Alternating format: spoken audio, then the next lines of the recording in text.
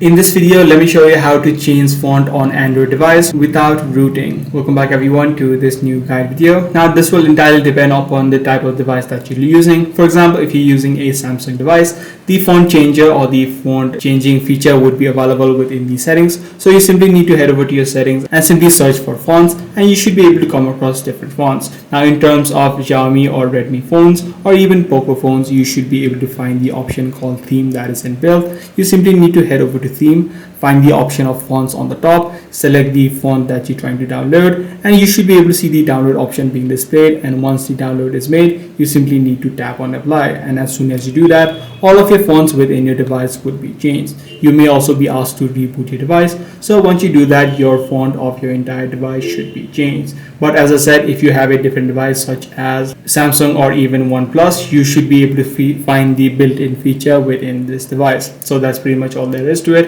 If this video was helpful to you, be sure to subscribe. I'm going to see you in the next one.